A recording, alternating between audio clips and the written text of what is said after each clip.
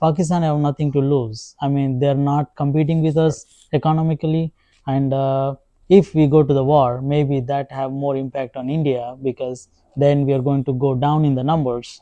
And the main concern everyone have right now is the both countries carry the nuclear weapons, right? So when the both countries carry the nuclear weapons, then if they at one point if they need to use them, and they might use it, if there's in a war and they have no option, that's a last resort, but they're going to use it.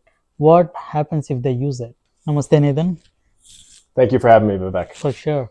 Namaste, and thank you for joining us today. Thank you for coming for our podcast. Today, we are going to do the podcast. The topic is about the ongoing conflict between India and Pakistan. Is there going to be a war, or what are the pros and what are the cons, and how it going to impact the entire world, and what is the view and stakes of United States on this one? As you being American, how outsider see this conflict Happy to be is here his and own thing. happy to be here and give some perspective of the American perspective. Perfect, sounds good. Yep. So Nathan, let's start into this. What are you aware of, like, because we would like to know how the outsider, like, because if I'm Indian, I know what's going on, and if someone is from Pakistan, they know what's going on in their country. But you being in United States, how do you see this, and what are the awareness you have so far about the conflict going on with India and Pakistan right now? Can you please show some light on that? Yeah, I think most Americans are aware that there is a ongoing low-level conflict that's been, if any conflict can be low-level, that's been going on between India and Pakistan. I think most people aren't necessarily aware of the exact specific history, but I mean, certainly since India and Pakistan were separated, that's we've been hearing about this conflict for a long time. People who follow the news in America. Right, but it's not famous like a Ukrainian and a Russian war, Yeah. right?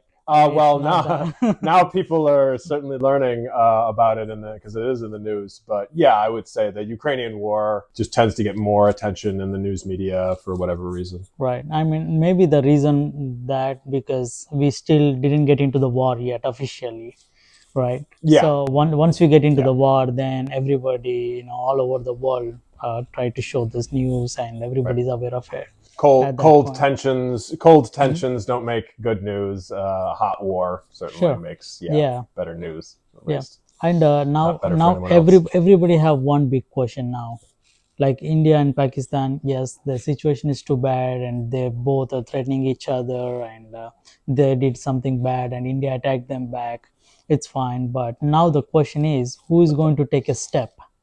That is there going to be a war, or is there they just don't want to risk that because it's going to impact both the countries? So how it is going to impact, and what is your stand on that? Right. I tend to be optimistic. Mhm. I think generally cooler heads in the end will prevail. Whatever happens in the meantime, I'm hopeful that it will not escalate into anything like a full scale war. At the same time, there's it's in some ways it's very similar to in the United States after 9/11. Right. There was this enormous spirit of unity in America, and that can be a powerful thing to bring people together against a threat. It can also be something that can cause missteps. Famously, the United States went into Iraq, and All that right. was very bad for us internationally, and how why that why do turned you out. why do you So, think that it was bad? well, I mean, if you just look at the what were the goals that the United States had going into the war, and then what was actually achieved in Mhm. Iraq, it was in many ways in the U.S. it was viewed as a quagmire, a swamp, that you can't Right. escape from. Hmm. Right? There was just large numbers of deaths, American military deaths as well Wow. as Iraqi Yeah, civilian deaths, that's and not it good. was no, it did not improve our look in the world certainly, and it wasn't good for anybody involved in a war, which is always true for war. So who started that war? Is it Iraq or United States? So shortly after 9/11, George W. Bush, Hmm. George Bush Jr., who was the president at the time, Right. invaded Iraq, Hmm. which people who were paying attention at the time found a bit unusual because Iraq didn't commit 9/11. In this Right. case, So they played it victim was card. there was Al Qaeda and Yeah. Osama bin Laden, Right. who and others who planned the 9/11 terror attacks, not Iraq. But I think it was commonly understood here in America that it was going in Right. for oil, and because George Bush Sr., his father, the former president, George H.W. Bush, Right. went into Iraq and lost, essentially, in the Gulf War. So, in some ways, it was viewed, whether this is right or wrong, it was viewed in America as, I got to get back because they got my daddy. So, Right. Right. Right. So America just they want to react because there was an attack with the 9/11. They want to right. react. They want to show the world that they won't stay calm and they're going to fight back if there's someone is Right. going to attack them. So And now the yes, same situation is going on with India and Pakistan now. Now, I mean, not the Pakistan, like, I mean, they are in the Pakistan, but the terrorist organization, they right, attacked India, right, right? Now, India, they don't want to sit quiet because they also want to show the world and to the terrorist organization that yes, if someone is going to attack us, we're going to attack them back, but we're not going to sit silent. But if they sit silent for this time, then someone is going to come again, right? right. So they're protecting themselves. What do you think on that? Are they doing the right path, or is it going to harm more or less? Yeah, I mean, certainly the same logic you apply to Ukraine, Hmm. you could try to apply to this situation. You could say if we don't respond, if we allow this to happen, Right. then we're inviting additional violence in the future, right? Right. Just like in America after 9/11, there was a lot of people who were very angry, and Hmm. there's a lot of people in India, I think, who were very angry, Oh, and way angry and upset. and that puts, I feel, pretty sharp constraints on what the Indian government is able to do. If their response is seen as too weak, then that will understandably cause outrage. So I think he has to fly the plane between those two narrow mountain ranges. He doesn't want to escalate things into a full-scale war, and he doesn't want Indian public sentiment to turn against him and say, you're not doing enough in response to this terror attack. Right. Yeah. That's why our So, Prime Minister Narendra Modi is doing very good. Now, at least people all have this belief that okay, he is the man like where he can fight for our country and no back down because he have a very good history by himself. same thing here in America after 9/11. In fact, Hmm. you look at President George W. Bush's approval ratings right after he wasn't very popular right before 9/11. You look right after 9/11, everyone rallies around. I think that's something that's common to all people. Whenever there's an external threat like this, we have to rally around, and we have any internal divisions have to be set aside Right. because the external threat is more important. Right. Yeah. And it's like a more to the emotions, Right. people emotions because it's like 16 people. I think 16 people got killed. There's an innocent tourist. It's like they Terrible. don't deserve it. Like they lost their Yep. loved ones and they just went for this beautiful vacation to spend with their families and make good memories. In return, it turned out to be the bad memory. On top of it, if when they're asking about the religiously, like if you are a Hindu and they're killing it, it's like Mhm. uh, it's the next level. It never happened in this extent, I guess. So that have a lot of impact on all over India. Everybody is in a very bad emotion right now and very upset. And now when Modi government attacked this terrorist organization which are hiding in Pakistan, now everybody got the relief and everybody is happy now. Now the ball is in Pakistan court, right? Now, are they going to come for the war or not? But nobody knows, or everybody have their own opinions on this one. Right. But if in case they come for the war, how are the impacts going to be, and how it is going to impact the entire world? Yeah, certainly. I think we all hope that people of good conscience who are in leadership in Pakistan see the wisdom that nobody wants this to escalate into a conflict. There may be in international politics like this, there's always a certain calculus. How do I respond just enough that people will know that you don't mess with me?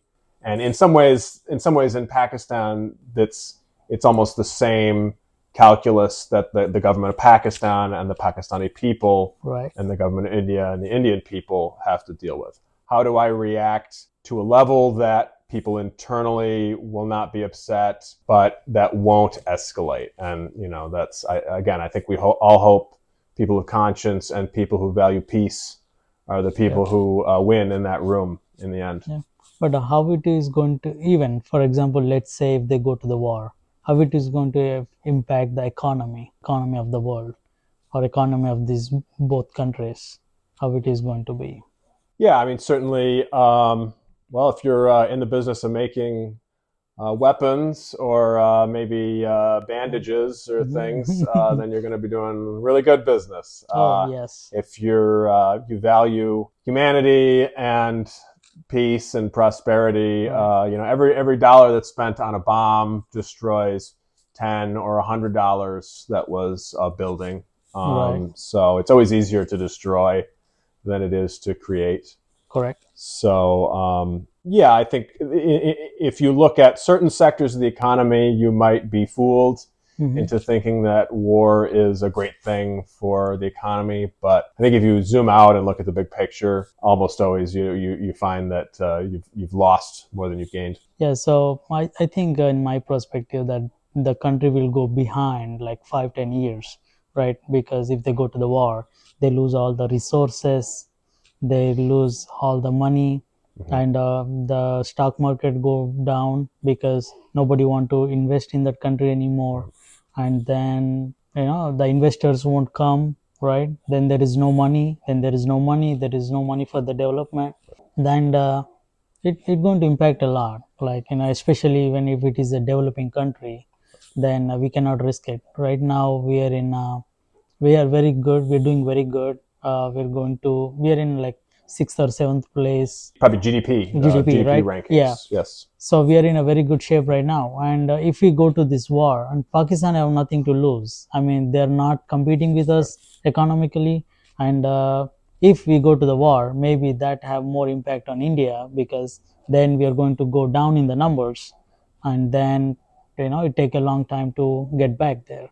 Right. Now we are in a position, sooner or later we are going to beat the China as well economically, right? Yep. But if this war happens, then it will take a long time. Then who knows when we come back, right?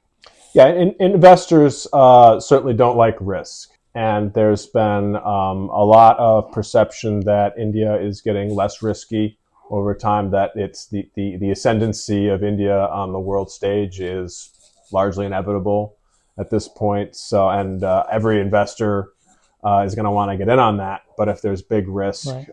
You're not going to want to do that. Pakistan, I think there's probably, we haven't looked at the numbers, but I think it's probably less investment dollars, already seen as more risky. So I think there is something to what you say, that India has more to lose as far as foreign investment. Right. The other thing to consider is that how big does the war get?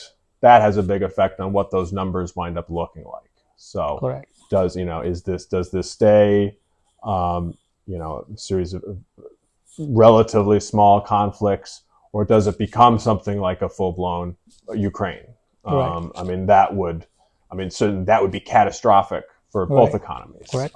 Something with minor border spats, maybe international investors can overlook that. Right. So, really, it's like with all these things in international politics, it's not all A or all B. It's how do you find that middle ground where everybody's going to be happy, or everyone's going to be least unhappy, at least. Right. And the main concern everyone have right now is the both countries carry the nuclear weapons, right?